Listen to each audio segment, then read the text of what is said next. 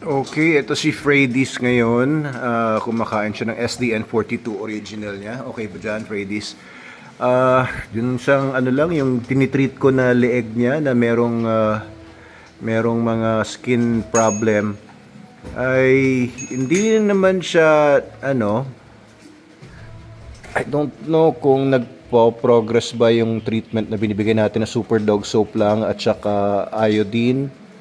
Wala na naman siyang masyadong pamamaga or bagong mga sugat-sugat. Pero ito, kumapal yung sa ilalim niya, yung balat niya sa ilalim. Although wala na yung mga sugat-sugat. No? Yung una nakita ko dito para may mga may mga sugat-sugat eh. Ngayon, umimpis yung mga sugat-sugat niya, pero ayan pa rin meron pa rin. Tapos dahil siya, nagre-react siguro yung niya, namamaga yung balat. Meron nakalaylay na yung balat niya doon sa ilalim. Ayan kaya iniisip ko i-bravecto ko na o NexGard. Nagre-request ako sa office ngayon. Malamang ito may mga mange mites ito. Dito, pati yun sa ilalim ng niya, ng tiyan niya.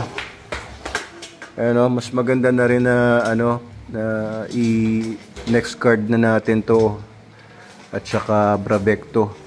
Alam nyo, kahapon may nagtanong sa akin ko ilang months na ba to si Freddy's. Ang naisip ko lang mga 4 months siya eh.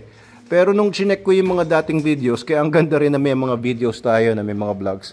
Nung chinek ko yung video na binidyoan ko si Jamala nung nanganak siya at pinapa-foster ko siya doon sa isa pa naming beach. Ano pa pala yun? May pa yun. So lumalabas, 6 months na pala ito. 6 months old na pala ito si Freddy's. Mali ako dun sa una ko sinabi na 3 to 4 months pa lang. Ayan i-treat natin ito. Kasi mas maganda na rin na na bigyan na rin natin siya ng ganoon. Kasi kapag ka-topical lang yung sabon natin, maaaring ma-treat yung yung nasa ibabaw, pero baka malalim na yung mga pinasukan ng mga parasites na yun eh. Maaaring malalim na, kaya mahirapan ng sumipsip doon sa loob yung ating mga active ingredients sa Super Dog Soap. Mga parang mga malilit na garapata yun na 8 ang paa, yung mga Demodex mange mites. Hindi naman nakakahawa sa tao yun, pero mahirap na mawala sa aso yun. Pero very effective naman yung bravecto or Simparica or NexGard. Ang ang danger lang sa mga paggamit ng mga mga chemical based antiparasitics na yon, ay may mga dogs na nagkakaroon ng seizure, neurological effects, ibig sabihin na may mga problema na sa nerves nila. Hopefully, hindi naman ganun kasensitive itong si Freddy's.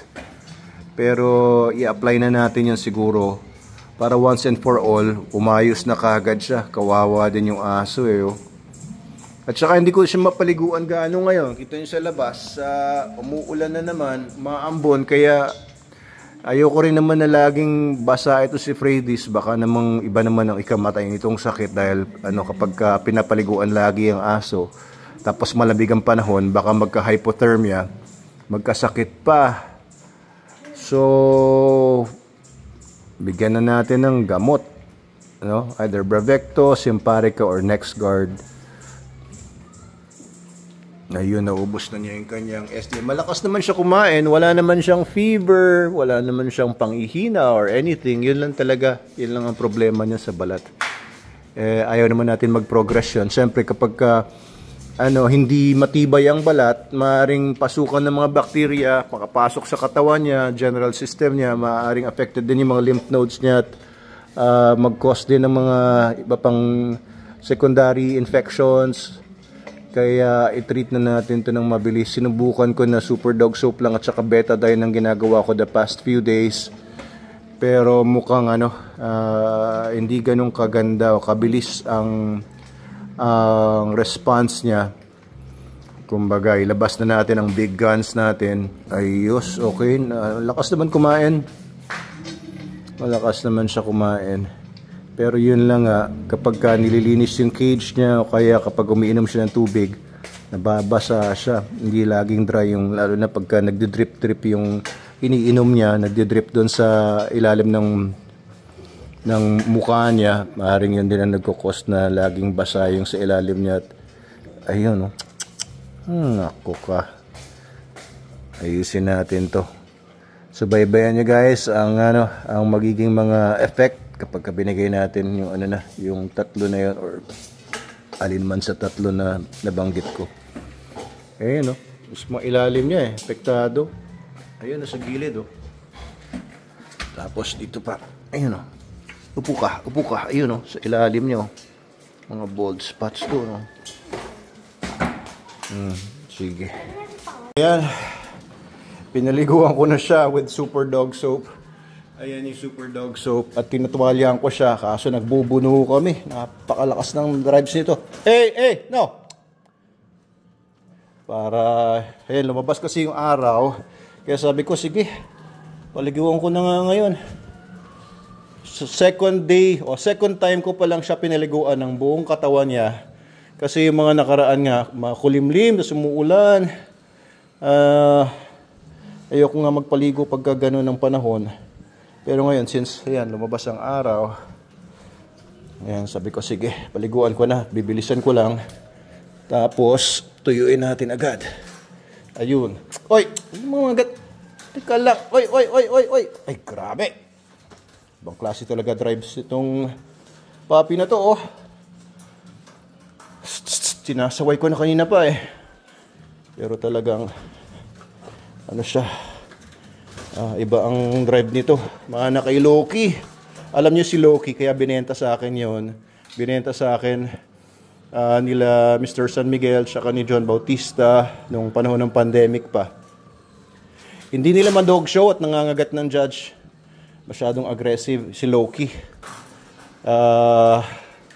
Trinain pa rin namin further sa advanced protection nung dumating sa amin.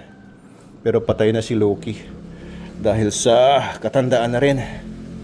Okay. Ayan, sige, pwede na yan. Pwede ka nang matuyo sa ganyang... Oo, hindi ka na basang-basa.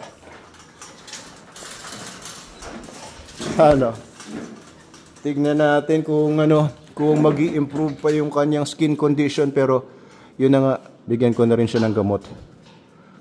Psst. Uy! Ang ganda naman yung aso otherwise. Yun lang parang lumalaylay na yung balat niya sa may bandang liig gawa ng niya, skin problem niya. Ayun Pero pag gumaling yan, babalik naman yan. Iimpis naman din yan kapag mawala na yung mga parasites na nag-i-irritate. Ayan right after Super Dog Soap wash naman. Makita naman natin na pagka na-dry naman siya. Ayan, wala namang mga additional lesions. Pero, ayan, nangangati-ngati siya. Sana mapagaling natin na mabilis to. Hindi ko na isipin yung pwedeng effects ng Bravecto. Diba kasi iba ayaw na nilang gumamit ng Bravecto, NexGard or Simparica. Dahil nga sa mga nababalita ang mga neurological effects. May mga dogs na nagsi-seizure, may mga dogs na namamatay, kakaroon ng neurological problems. Pero maliit lang yon na percentage compared doon sa mga maganda naman yung effects. Kaya sa medicine naman, titingnan namin kung ano yung risks versus benefits. So I think pag lumala pa ito, mas lalong pangit ang magiging effect. So, i-risk ko na yung Bravecto or Simparica or NexGard. Yun lang guys. Ganda sana ng tuta Tapos ganito yung problema. Sana maayos na natin to. Subaybayan po ninyo. Follow niyo po yung page natin para makita ninyo kung may mga ganito rin kayong problema. Makita din natin yung mga effect Super Dog Soap. Medyo may effect siya pero kulang pa. Bakit ka kumakahol? Sinong kinakaulan mo? Narinig niya yung mga bata sa labas. Matapang tong puppy na to eh. Oo, good girl. Matapang. Gusto ko matapang. Oo, ikaw magiging protector namin dito. Kasama ni Lolo Logan saka ni Kuya Sol. Ayan, ngayon lang siya nagpakita ng ganyan na nagkakamot. Tapang. Very good yan. Pang ano nga, pang working line siya. Gusto nyo abutin yung basahan talaga. Maganda ugali nito. Pang trabaho. Bala ko talaga kung nabuhay yung magkakapatid niya, yung ano niya, litter niya. Patatandayin ko sila up to mga almost 1 year to training sa advanced obedience, ibebenta ko sila as protection dogs. Oo, mga VIP protection dogs na pwede sa bata, pero di pwede sa mga intruder na mga masasamang tao. Ayan, nagkakamot siya ngayon Ayan, sige, balitaan ko kayo ulit sa susunod. Lang napansin ko lang, kanina, dry naman yung yung mga ni Freddy's. Pero ngayon kinakamot niya ng hind legs niya. At ayun, nagsimulang mag-bleed. May mga sugat-sugat na naman, kaya kailangan na talaga itong bigyan ng gamot. Hindi na uubra dito ang ang mga sabon natin. Malalim na ang narating ng mga mga parasites. Maawa naman.